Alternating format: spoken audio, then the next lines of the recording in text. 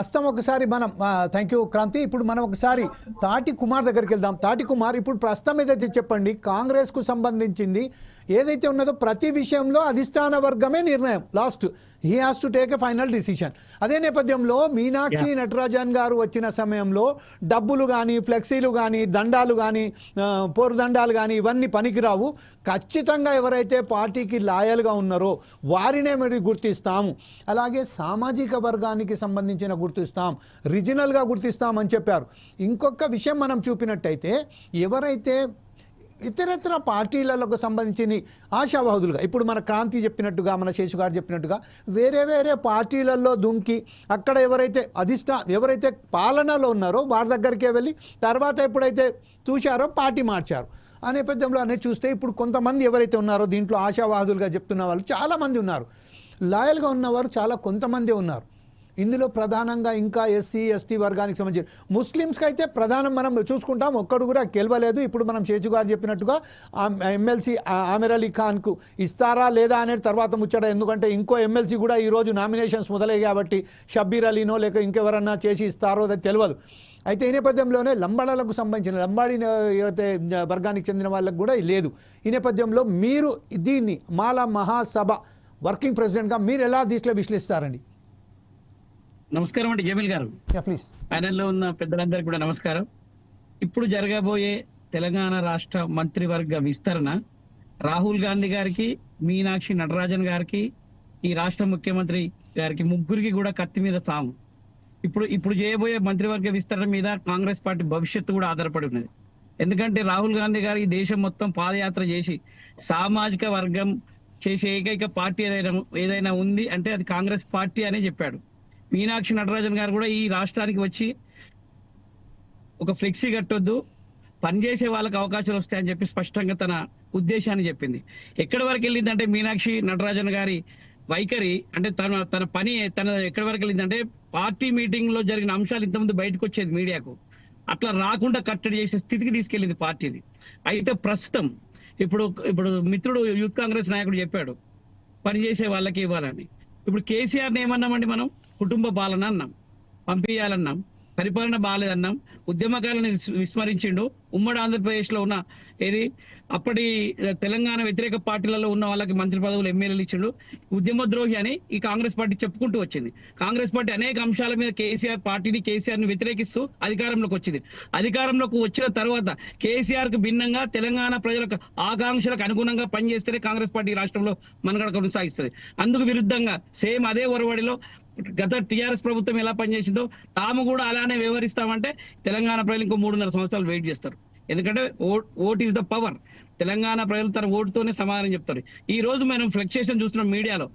ఢిల్లీ పోయినరు, మంత్రివర్గ విస్తరణ మీద ఏఐసీసీ పెద్దలతో మాట్లాడి అన్నారు, లీక్లు వచ్చేసినాయి, వీళ్ళు మంత్రివర్గంలో ఉంటారని మీడియాకి వచ్చేసింది. నేను అనేది ఏంటంటే సామాజిక వర్గ కోణంలో మంత్రివర్గ విస్తరణ జరగాలి.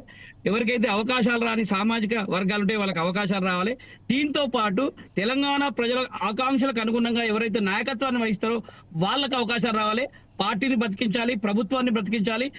ఈ పార్టీని ప్రభుత్వాన్ని తెలంగాణ రాష్ట్రంలో పటిష్టంగా తయారు చేస్తూ ప్రజలకు జవాబుదారీతరంగా ఉండి ప్రజల కోసం పనిచేసే మంత్రివర్గం కావాలి తప్పితే నేను మొన్న వచ్చిన నా అవసరం కోసం నీ పార్టీలోకి వచ్చిన ఎన్నికల ముందు నాకు మాట ఇచ్చినావు, దీనికి అనుగుణంగానే మళ్ళీ మంత్రివర్గ విస్తరణ జరిగితే ప్రజలు వెయిట్ చేస్తారు. ప్రజలు తగిన సమయంలో తగిన రీతిలో జవాబు చెప్తారు. ఇప్పుడు ముందు ఈ ప్రభుత్వానికి పెను సవాల్గా స్థానిక సంస్థల ఎన్నికలున్నాయి. అనేక జిల్లాల్లో వీళ్ళకి ప్రాతినిధ్యం లేదు.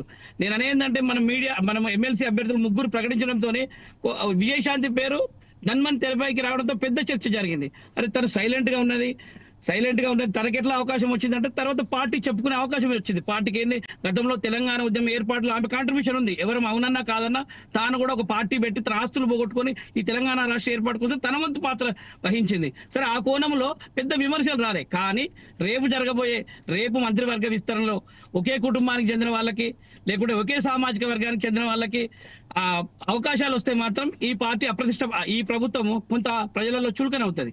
రెండవది ఏంటంటే ఏదైతే రేవంత్ రెడ్డి గారు అంటే మీనాక్షి నటరాజన్ గారికి ఆలోచనలకు అనుగుణంగా, రేవంత్ రెడ్డి గారి ఆలోచనలకు అనుగుణంగా, ప్లస్ రాహుల్ గాంధీ చెప్తున్న సామాజిక వర్గ కోణంలో కూడా ఖచ్చితంగా ఆచితూచి వ్యవహరించాలి. మించుకపోయింది ఏం లేదు. సంవత్సరం పైగా ఈ ప్రజలు ఈ ప్రభుత్వ పనితీరును పరిశీలిస్తారు. ఇంతవరకు కూడా టీఆర్ఎస్ పార్టీ దూకుడు ఎక్కడ కూడా తగ్గలే ఈ రాష్ట్రం. Yes. తన ప్రతిపక్షంగా ఉన్నప్పటికీ Yes. ఇక్కడ వాళ్ళ పార్టీ దూకుడు మాత్రం ఎక్కడ తగ్గలే. అధికారంలో ఉన్నప్పుడు ఎలా అయితే స్ట్రెంత్ గా ఉన్నారో వాళ్ళు ప్రతిపక్షంలో కూడా అదే స్ట్రెంత్ గా Yes, this is the వ్యవహరిస్తారు. point. అంతేకాకుండా ఇప్పుడు అంతేకాకుండా కూటమి ఇప్పుడు ఆంధ్రప్రదేశ్ లో ఉన్న జనసేన, బీజేపీ, తెలుగుదేశం పార్టీ, ఈ 3 పార్టీల కలయిక కూటమి కూడా రేపు తెలంగాణలో అడుగుపెట్టబోతుంది. అక్కడ కూటమిని ఎదుర్కోవాలి కాంగ్రెస్ పార్టీ, ఇక్కడ ఉన్న బీఆర్ఎస్ ని ఎదుర్కోవాలి. కాబట్టి మంత్రివర్గ విస్తరణలో ఖచ్చితంగా కాంగ్రెస్ పార్టీకి లాయల్ గా ఉన్న వాళ్ళను సామాజిక వర్గ కోణంలో చూస్తూ, ఎందుకంటే ఇక్కడ బీసీ ఉద్యమం స్టార్ట్ అయింది రాష్ట్రంలో. తీన్మార్ మల్లన్న లాంటి అధికార పార్టీ ఎమ్మెల్సీయే ఆయన నేను అంటే తమ సామాజిక వర్గాల కోసం ఇలా బయటకు పోయి కొట్లాడే పరిస్థితి వచ్చింది. అంటే ప్రజలలో ఒక ఆలోచన వచ్చింది, మనం ఎంతమంది ఉన్నాం, మనకి ఎన్ని పదవులు వస్తున్నాయన్న ఆలోచనతో ప్రతి ఒక్కరు ఆలోచనకు అనుగుణంగా రాజకీయ పార్టీలు వివరిస్తున్న సందర్భంలో మేము ఏ నిర్ణయం తీసుకున్నా ఈ తెలంగాణ సమాజం ఆమోదిస్తుందన్న ధోరణిలో ఏఐసిసి వ్యవహరించద్దు. రాష్ట్ర ముఖ్యమంత్రి గారు కూడా ఆచితూచి వ్యవహరించాలి మంత్రివర్గ విస్తరణలో ముఖ్యంగా. ఎందుకంటే అనేక మంది రాజకీయంగా సరే ఆర్థికంతో కూడుకున్న ఈ నేటి సమాజ రాజకీయాల్లో ఆర్థిక అంశాలనే చూడకుండా వీళ్ళు పార్టీకి ఎంత, ఇప్పుడు మీనాక్షి నటరాజన్ గారు 3 పాయింట్లు చెప్పారు. పార్టీలోకి ఎవరు ఎప్పుడు వచ్చారు, ఎన్నికల ముందు ఎవరు వచ్చారు, ఎన్నికల తర్వాత ఎవరు వచ్చారు, వాళ్ళ బ్యాక్గ్రౌండ్ ఏంటి అంటే నిజంగా ఇవాళ మంత్రివర్గంలో కూడా మనము మంత్రులను చూస్తే గత ప్రభుత్వంలో వాళ్ళే మంత్రివర్గంలో ప్రాతినిధ్యం వహించారు. ఈ ప్రభుత్వం కాంగ్రెస్ ప్రభుత్వం కూడా వాళ్ళే మంత్రులుగా ఉన్నారు. మళ్ళీ రేపు మనం ఇవన్నీ చూస్తూ ఇప్పుడు ఎవరెవరు వస్తారని కూడా మంత్రివర్గంలోకి వస్తారని చర్చ జరుగుతున్న సందర్భంలో వాళ్ళు కూడా గతంలో కాంగ్రెస్ పార్టీని విభేదించి కాంగ్రెస్ పార్టీ అధిష్టానం మీద వ్యతిరేకంగా మాట్లాడిన వాళ్ళ పేర్లే వస్తున్నాయి. నేను అనేది ఇది తెలంగాణ ప్రజలకు చికాకు కల్పిస్తుంది. ప్రభుత్వం మీద కావచ్చు, పార్టీ మీద కావచ్చు, కానీ మీరు పార్టీ ప్రభుత్వం ఏర్పాటు చేయడం కోసం తెలంగాణ ప్రజలు ఓటేసిండ్రు. తెలంగాణ ప్రజల ఆలోచనలకు అనుగుణంగా మాత్రమే మంత్రివర్గ విస్తరణ జరగాలి. Right, okay. ఇప్పుడు ఒకసారి మనం శేషు గారి దగ్గరికి వెళ్దాం. శేషు గారు చాలా క్లియర్గా ఇప్పుడు మన తాటి కుమార్ గారు చెప్పినట్టుగా, మన క్రాంతి గారు చెప్పినట్టుగా ప్రస్తుతం ఏదైతే ఉన్నదో అనేక పార్టీకి సంబంధించిన వాళ్ళు దాంట్లో పాల్గొన్న తర్వాత ఇక్కడ వచ్చారు. కానీ ఇంకొక విషయం చాలా క్లియర్గా మన మిత్రుడు ఎవరైతే తాటి కుమార్ చెప్పారో, ఇక్కడ వాయిస్ లేదు. రాబోయేది బీసీకి సంబంధించిన ఒక పెద్ద వ్యతిరేకత వస్తుంది. తీన్మాన్ మల్లన్న ఒక ఉద్యమంలా తయారయ్యారు. అలాగే ఇప్పుడు ప్రస్తుతం ఉన్నది కూటమి ప్రభుత్వం, తెలుగుదేశం, జనసేన, బీజేపీ కలిసి వచ్చే ఎన్నికలలో తెలంగాణలో బ్రహ్మాండంగా వేయడానికి ప్రయత్నం చేస్తున్నారు. అక్కడ ఒక వాయిస్ లేదు.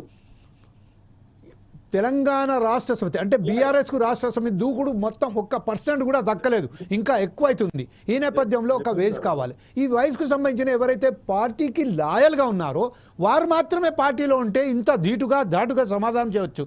కాకపోతే ఇక్కడ ఎవరందరూ సప్పబడ్డోళ్ళే ఉన్నారు. నువ్వు ఇప్పుడే మార్చినావు కదా, గోపిగాల లెక్క మాట్లాడుతున్నావు అనగానే వీళ్ళు నోరు మూసుకోవాల్సి వస్తుంది. ఈ నేపథ్యంలో మీరేమంటారు? జమీల్ గారు, ఈ మంత్రివర్గ విస్తరణ ఈ దేశంలో కాంగ్రెస్ పార్టీ భవిష్యత్తు కూడా ఆధారపడింది. ఈ దేశంలో కాంగ్రెస్ పార్టీ భవిష్యత్తు కూడా ఆధారపడింది. yes, okay. శశి గారు, come on, go ahead with your version, please. 100% అండి. 4 మంత్రి పదవులతోటి కాంగ్రెస్ భవిష్యత్తు నిర్ణయించలే కానీ అది మాత్రం నిర్ణయించలేము. అదొకటి మాత్రం. కాకపోతే ఏంటంటే ఇన్ ఫ్యూచర్ జమీల్ గారు మన దేశమంతా రాహుల్ గాంధీ తిరిగి ఏం చెప్తున్నాడు, సామాజిక వర్గం ఎవరైతే కాకపోవచ్చు, కాకపోతే మంత్రివర్గం కావాలని చెప్తున్నాడు. దాని మీద శశి గారు కంప్లీట్ కానివ్వండి. విస్తరణ తర్వాత కాంగ్రెస్ పార్టీ అనేక సమస్యలు, అనేక ప్రశ్నలు లేవనెత్తుతుంది. ఎందుకనంటే ఒకటి మీరు అన్నట్టు ఇప్పుడు తెలంగాణలో బీసీ వాదం బాగా బలపడుతుంది, బీసీ సమస్యలు ముందుకొస్తున్నాయి, బీసీ ఉద్యమం పెద్ద ఎత్తున కనపడుతుంది క్షేత్రస్థాయిలో. అయితే ఈ పరిణామ క్రమంలో మంత్రివర్గంలో బీసీలకు సరైనటువంటి ప్రాతినిధ్యం దక్కకపోతే ఖచ్చితంగా ఆ వర్గాల నుంచి ప్రశ్నలు ఎదురవుతాయి. దానికి కాంగ్రెస్ సమాధానం చెప్పుకోవాల్సిన అవసరం వస్తుంది. ఎందుకంటే మీరు 10 ఏళ్ళు కేసీఆర్ ముఖ్యమంత్రిగా ఉన్నప్పుడు బీసీలకు 4 మంత్రి పదవులు ఇచ్చాడు.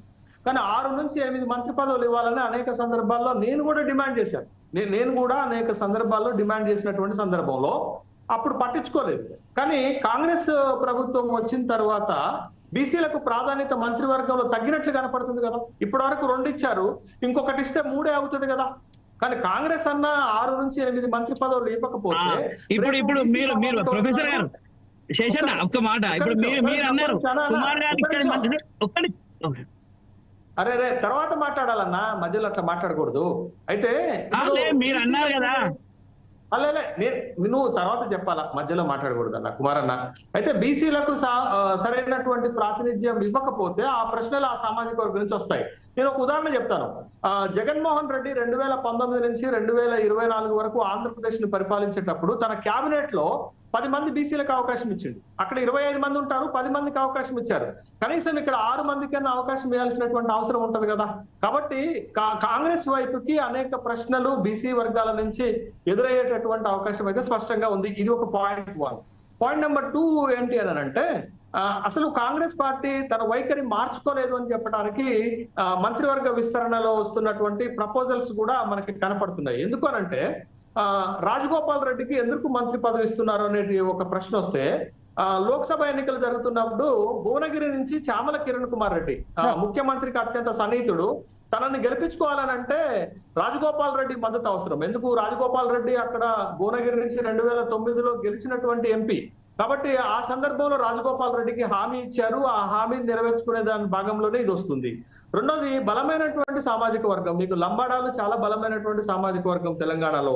వాళ్ళకి కాకుండా ఆదివాసీలకు సీతక్కకు మంత్రి పదవి ఇచ్చారు. మరి లంబాడాల పరిస్థితి ఏంటనేటటువంటి ప్రశ్న కూడా వాళ్ళు సమాధానం చెప్పవలసినటువంటి అవసరం వస్తుంది.